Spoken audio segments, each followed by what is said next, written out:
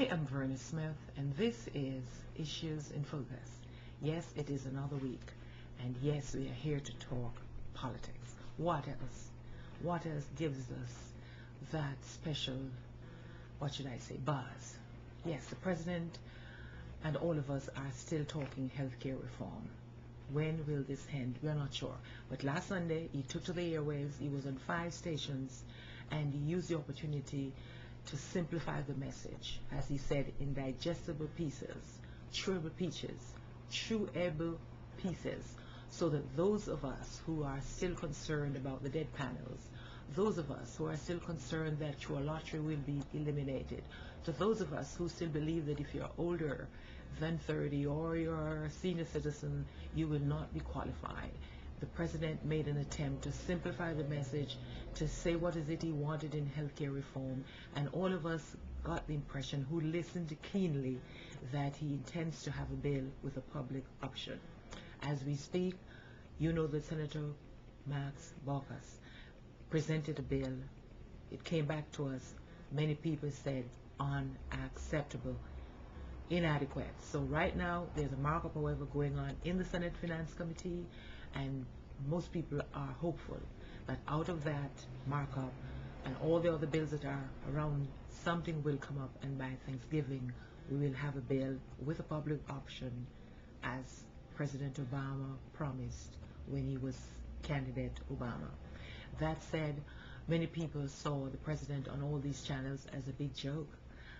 Senator Lindsey Graham of South Carolina said the only channel on which the president was not present was the Food Channel.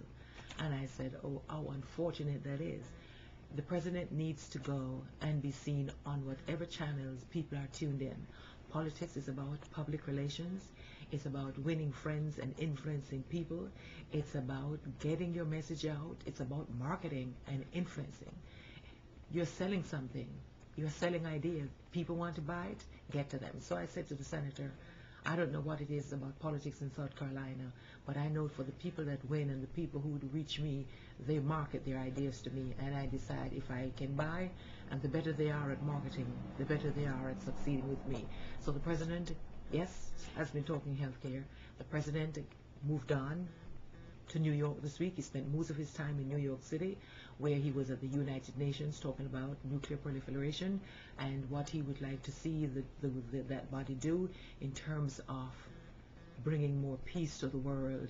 He's not in any hurry to see more, mother of all bombs dropped anywhere. He thinks that so far too much is being done. Too many countries are looking into getting nuclear weapons, and he would like to see the nations, the 190 nations or the 192 nations that are represented in the UN, come together to talk peace. Is there a possibility for that? Is the UN that we knew of, have come to know, do they have the spine, the ability really to talk peace in the year 2009? Many people believe that the UN has outgrown its purpose. Is that really the case? I don't know. There are days when I wonder, what is this grand body about? But I still believe that there is a place where people ought to have an opportunity to deliberate, and where else than the United Nations. So he was at the UN. He's moving on to the G20 summit today, Friday, to join people in Pittsburgh. And of course, we know that the global recession is a part of the agenda in a big, big way. We are hearing that bells are going off on Wall Street, but those of us who are become victims of the economic recessions fully understand that our bells on mainstream and the bells on the side streets of America are not going off. Most of us are still out of jobs. Most of us know people who are out of work, and in some of our communities the employment rate continues to be 15 and 14 and 13%, double digits.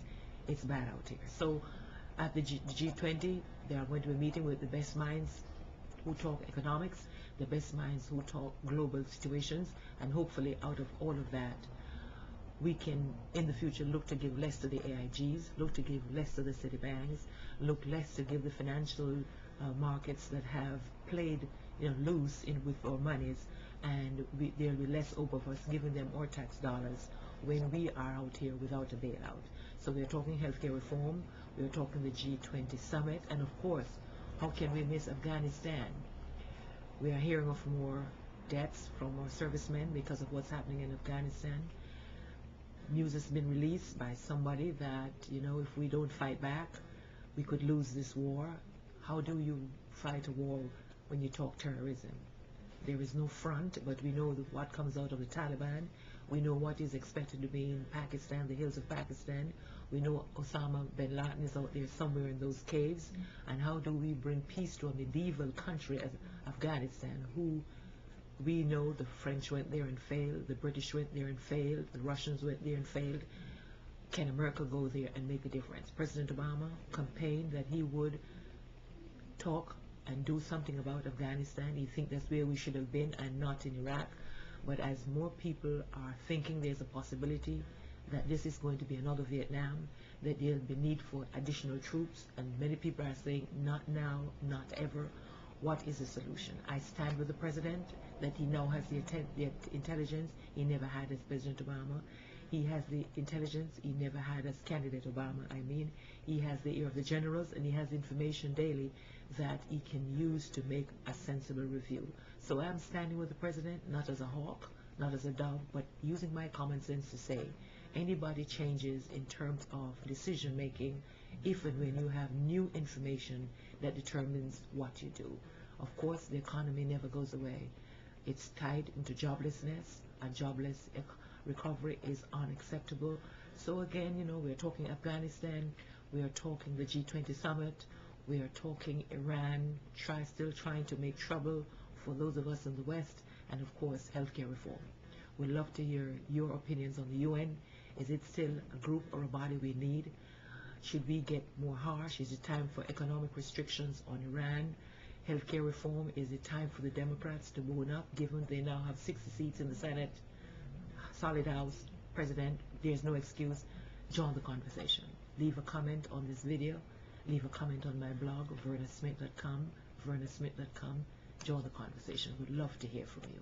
Again, I am Verna Smith. This has been Issues in Focus.